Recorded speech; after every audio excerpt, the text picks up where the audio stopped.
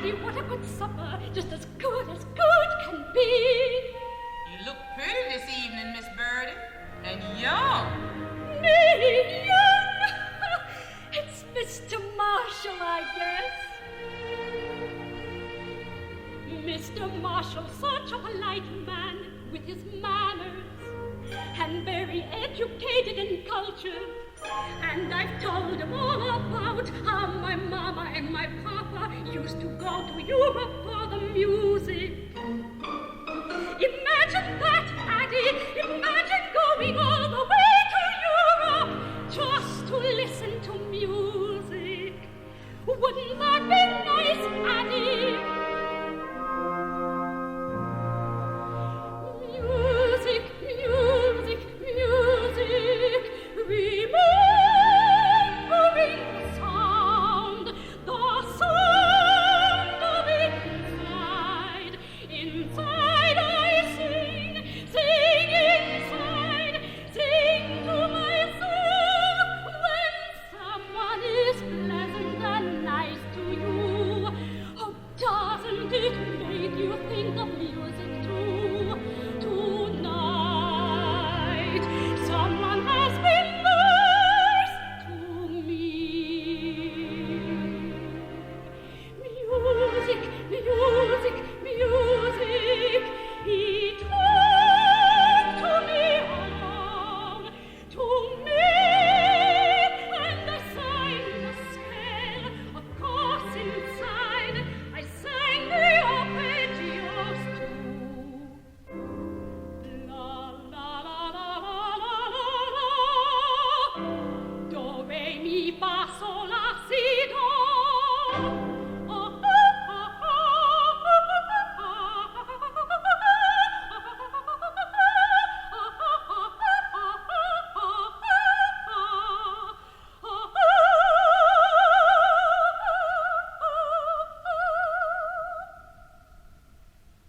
Oh, what a very long time it is since I've been remembering how music is for me. To talk with someone pleasant is like that. And music, music, music is like that. Birdie, Oh, Oscar, I'm just sending Cal for my music album. never mind about the album. But Oscar, You have been chattering to Marshall like a magpie. I can't think he came south to be bored with you. he wasn't bored. I don't believe he was bored. You have had too much wine. Get yourself in hand now. What am I doing? I am not doing anything. What am I doing? Then get yourself in hand. Stop acting like a fool. Mama, Papa, they are coming in now.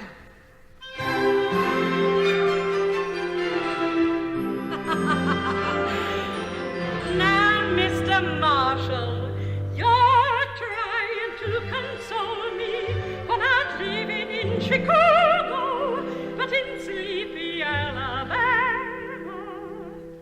Well, I've never dined in Chicago with three such lovely ladies.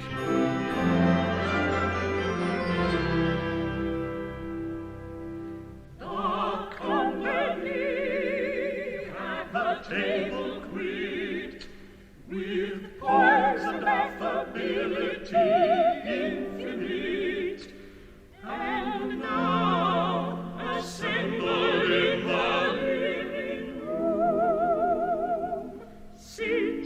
The southern women are well favored. But golden mobiles for the ladies, very elegant bowling ladies, sir. Worldly. This is an excellent port, Mrs. Giddens. Thank you, Mr. Marshall. We had been saving that bottle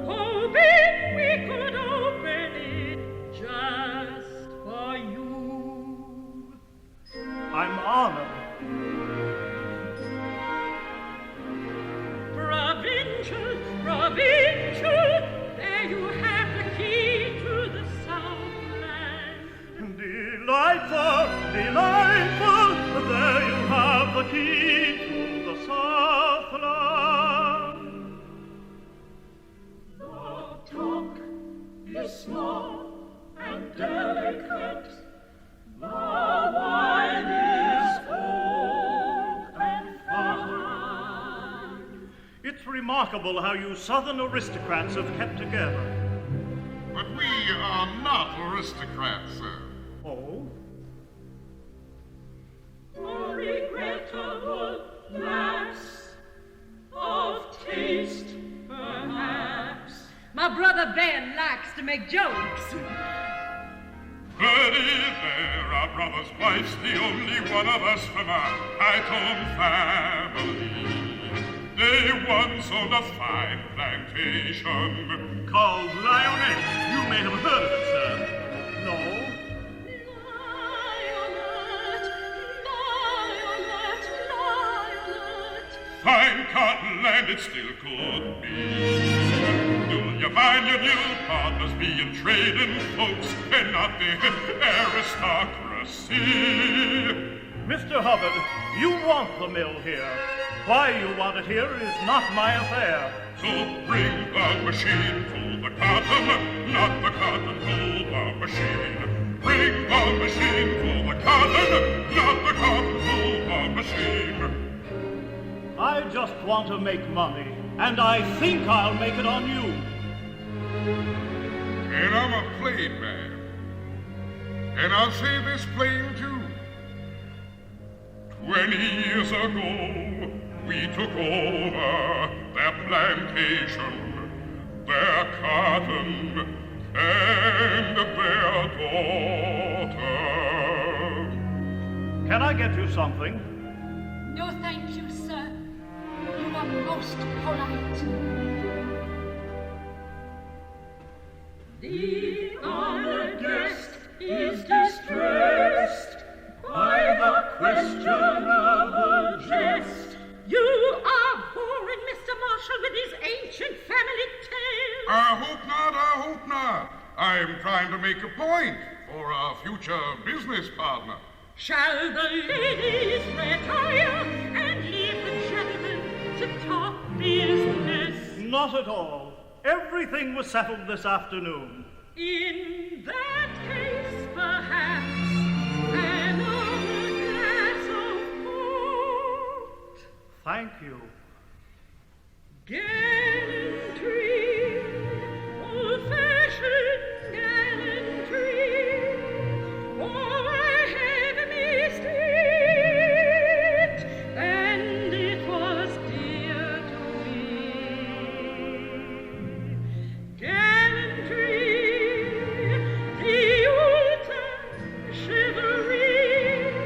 I thought we'd lost it, a noble thing no more to see. Apparently my fears were wrong. It lay in wait, late and long, but patiently waiting to return to life anew, waiting for someone like you to shed the glow of gallantry.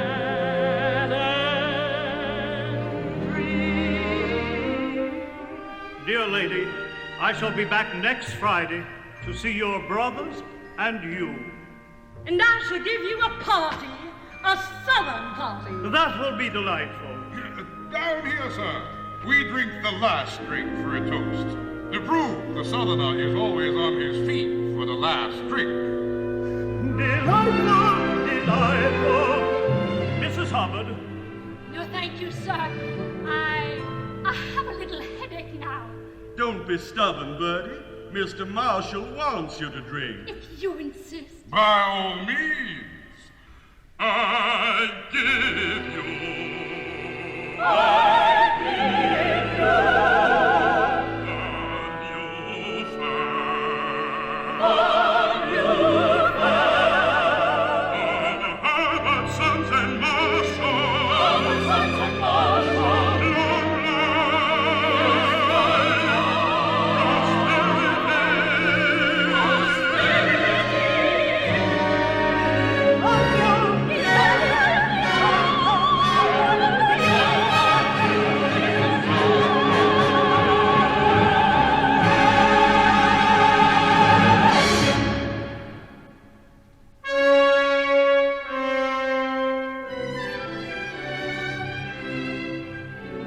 The children will drive you to the depot.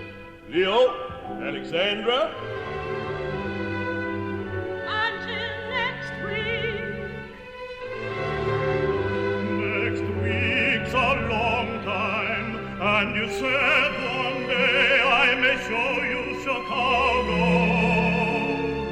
Must I make you promise again? I promise again. Goodbye, Mrs. Hubbard. Goodbye, sir.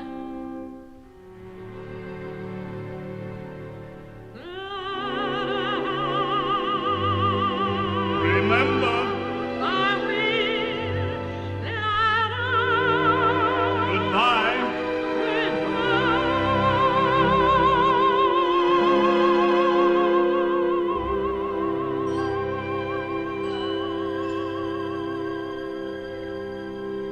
And there Buddy goes, the man who has opened the door to our future. What? Yada-dum-dee-dum-dee-dum-dee-dum-dee-dum-dee-da-da-da. Marshall, Marshall, Mr. Marshall. Hubbard, Sons and Marshall now. Hubbard, Sons and Marshall now. Big Rich. Regina. Regina. Big, big, big, big, big, big Rich! Well, you did it! Looks like it might be we did. Ha! Looks like it! Don't pretend you're like a cat licking the cream! Now somebody asked me how I'm sure of our little scheme. Well, when he lifted his glass to drink, I closed my eyes and I saw those bricks commencing to I rise. saw a lot more than that. Bertie and I have just been planning what we want. I know what I want. What will you want, friend? That would be big rich. What will you want? Caution, don't count the chickens. Well, maybe God would allow a little dream. I think I'll have a stable. The Sport King. Why not the sport of Harvard? Why not? Why not? Now we'll be big rich. Oscar, what will you have? The pleasure of seeing the bricks rise, and then we might take a few little trips. Huh, Bertie? What do you say? Yes, Oscar! I'd like. What would you like? Well, one thing I'd like. Just one, I'd like 1,000. Your modest Bertie. I should like to have lioness back. I know you want it now, but I should like to see it the way Mama and Papa had it. The trips of Stille Oceaan and all, down to the That's a pretty picture, Bertie. What do you want, Regina? Oh, I'm going to Chicago, and when I know the right things to buy, I shall go to New York and Paris and buy them. And I'll leave you and Oscar to count the bricks. But what about Alexandra? Old enough to be thinking of marrying. It'll take lots of money to live like that. Certainly we'll be big rich. Just think of all the money. Big rich. Thinking of it. Almost it. What did you say?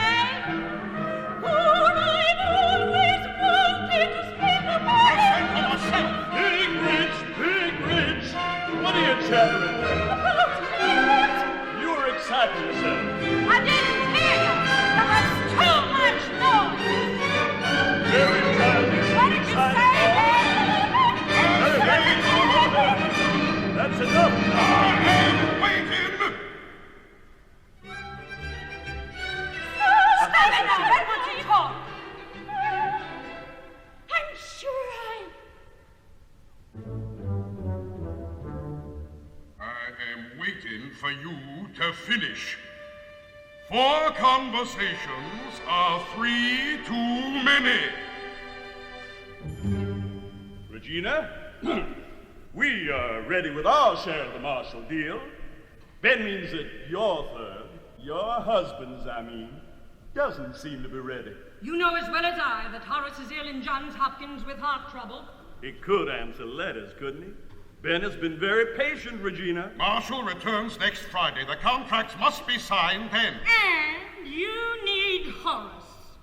Has it occurred to you that Horace is also a good businessman? Certainly. Built up his own bank.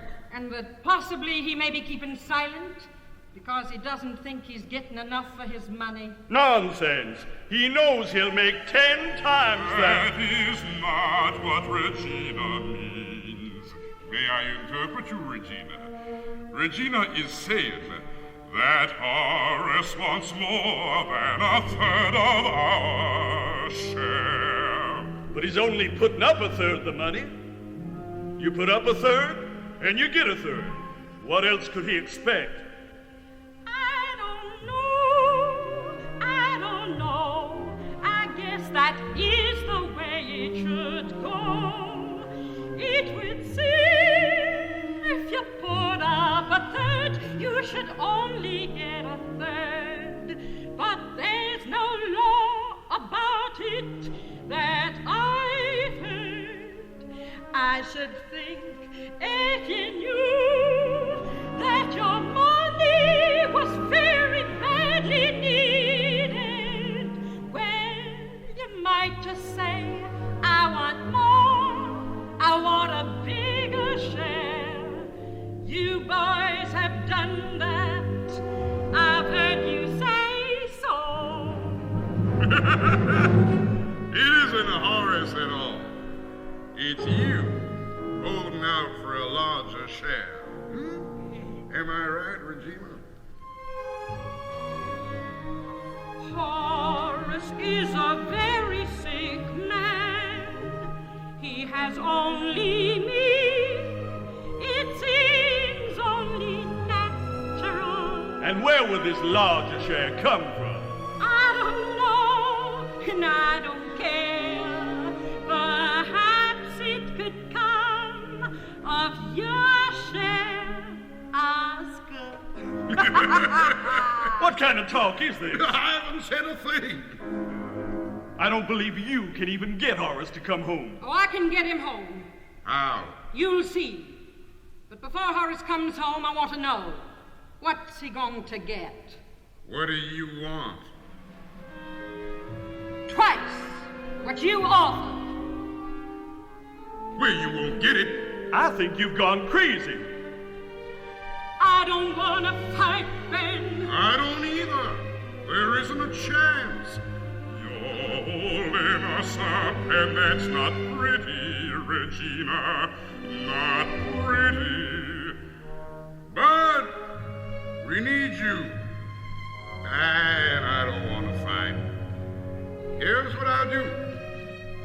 I'll give Horace 40% instead of 33 and a third.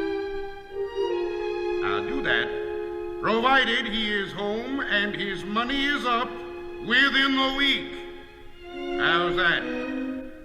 All right. I knew you would be reasonable. I knew you would be fair.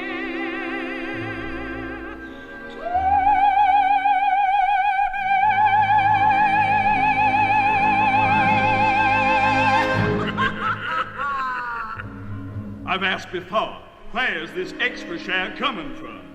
From you. From your share. From me, is it? That's just fine and dandy. That's my reward. For 35 years I've worked my hands to the bone for you.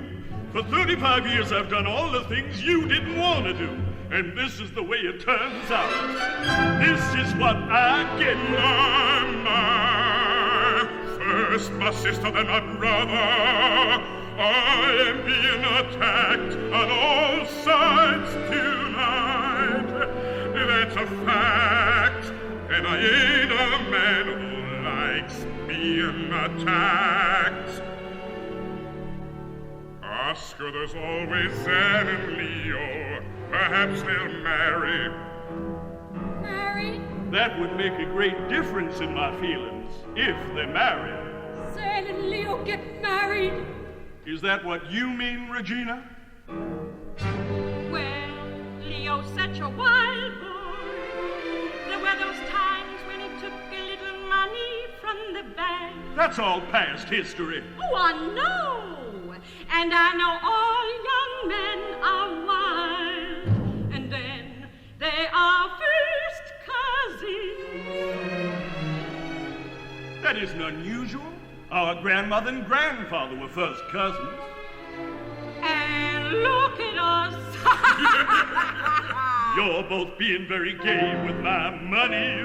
Please assure Oscar that you will think about it very seriously. Very well. I assure Oscar that I will think about it seriously. That is not an answer. I have said all I'm willing to say now. You're in a bad humor, and you shall put me in one. Now do leave me alone. But Alexander's so young, only 17. Alexandra, are you back? Yes, Mama. Mr. Marshall got off safe and sound. No thanks to you driving those horses. I have great news for you, Alexandra. You're gone to Baltimore in the morning to bring your father home. Papa said I should come. Abby, he must be better. We'll bring him home. You're gone alone. He'd expect me to come along. Go pack her things. I'm listening. You ought to say you miss him. You ought to say you need him. You want him home for your sake. My sake? You ought to say what I tell you, nothing more. Just how you miss him, say that you want him home. I couldn't make him think it was for me. You could not say what I tell you. Ah, but you could. Why can't you do what I tell you to? Just think, Alexandra. Are we to get away, to go off, to go somewhere, to take a train and go? When I was younger, I did hunger so for that fine day when I'd go and get away from the places I knew, far away, to wander on my own, just me alone, no one to listen to, no one to stop me, no matter what I do. And when I wanted to do a thing, I went and did it. If something seemed worth arguing, I simply said it. Can it be you take after me, Alexandra?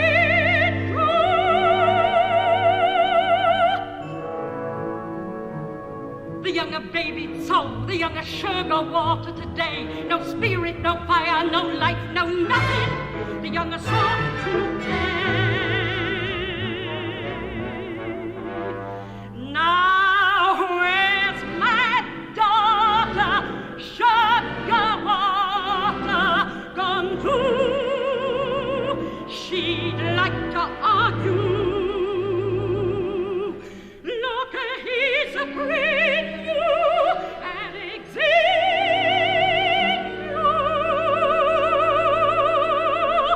Oh my, I can't hear you say you're saying your own way. Some fine day. So let us argue then. Now it's not for you, it's for Papa's sake, of course. You must let me be the judge of his condition. He can get better here. Tell him I need him. Tell him I miss him. Tell him only put him home. All right, Mama. What? So soon? When I was young, I loathed and despised anyone when they obeyed so easy. I said to myself, the idiots, idiots, the idiots.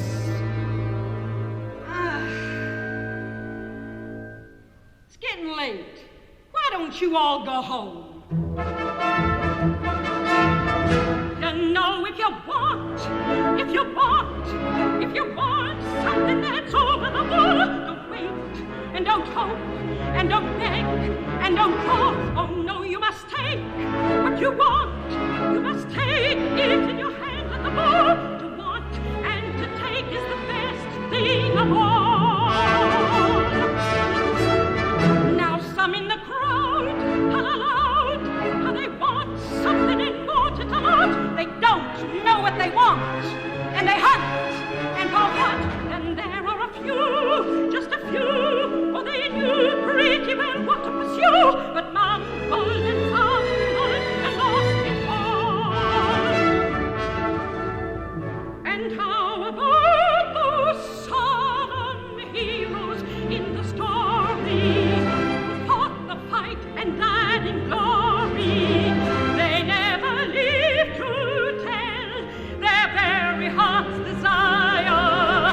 They merely fell into the fire. We forget them and we let them fall. The best thing of all is to want something with all of your heart. To aim with no shame, with a true aim at the start. And if you are good, very good, when that moment's nearly upon you, take that moment and you go to this thing.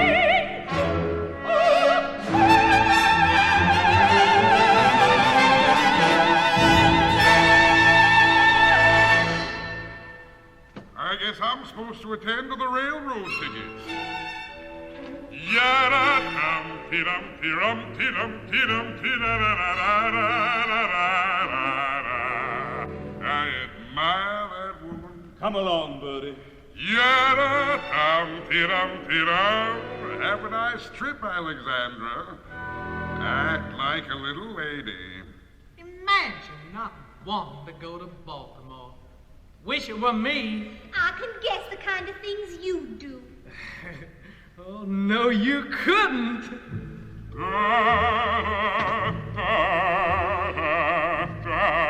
Coming, Bertie.